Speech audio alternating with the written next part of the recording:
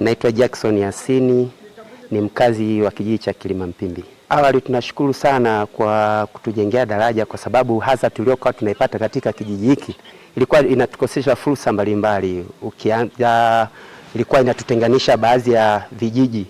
Tulikuwa tunapata shida sana, watoto wanapotoka kijiji kingine kwenda kijiji kingine, hasa kwa swala la shuleni ilikuwa tunapata shida sana, hasa wakati wa masika inaponyesha mvua, kwa sababu daraja ambayo tulikuwa tunapita lilikuwa lina miti. Kwa hiyo tunahofia sana kutumika watoto. Kwa hiyo ilikuwa inapasa wazazi kutoka asubuhi kuacha shughuli zetu kwa ajili ya kuwapeleka watoto shuleni na kuwafuata.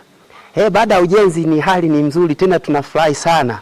Yaani sana kwa sababu sasa hivi inasababisha kupatikana hasa kwenye usafiri. Tunazunguka kutoka eneo hili kwenda barabarani, ilikuwa inatugharimu si chini ya 15,000 kwa ajili ya kukodi pikipiki.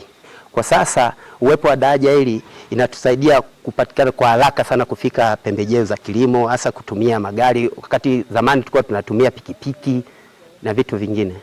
Kwa majina naitwa Mogna Mpamba, naishi Kilimampimbi, kitongoji cha Kanjenje.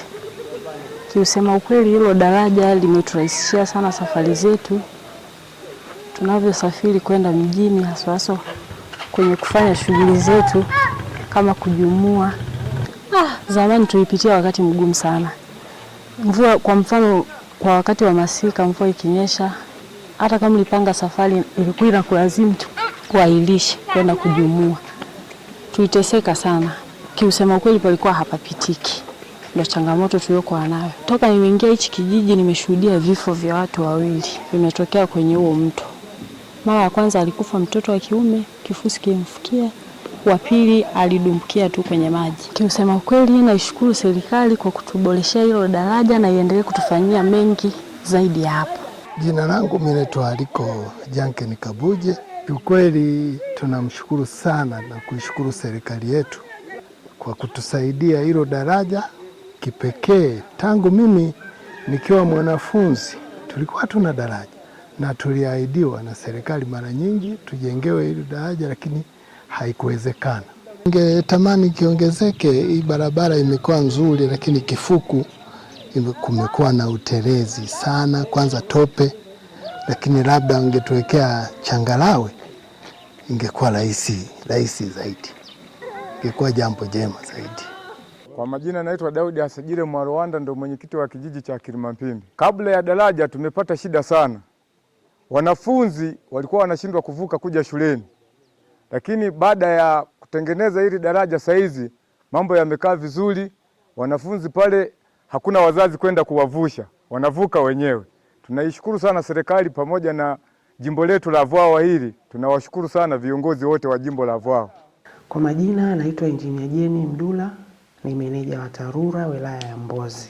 Kwa mwaka 24-25 tulikuwa tuna kazi pia ujenzi wa madaraja na makalvati kama ambavyo mmesema kuhusu hali ya mvua.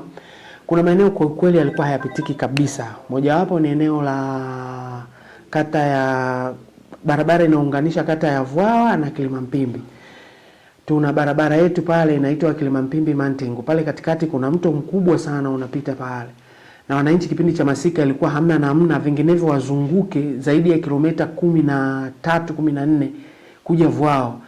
Lakini kwa mwaka huu tumefanikiwa kukamilisha ujenzi wa daraja kubwa pale la midomo miwili la 4x5. Daraja kubwa ambalo kwa sasa linatumika. Yaani mkandarasi uko kwenye hatua za mwisho tu za kukamilisha ile protection works tunasema, ili liendelee kutumika. Hata watumiaji wengine wa maguta na pikipiki wanaendelea kulitumia.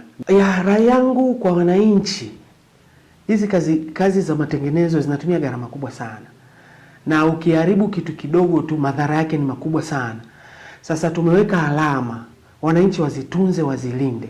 Lakini zile chuma za barabarani zisiondolewe, zitunzwe ili kwamba lile kusudi la zile chuma kuwepo liendelee kuwepo, tusiziharibu wala kuziiba. Na ukipata taarifa yoyote ya namna yote mtu anataka kuhujumu, tafadhali toa taarifa mapema.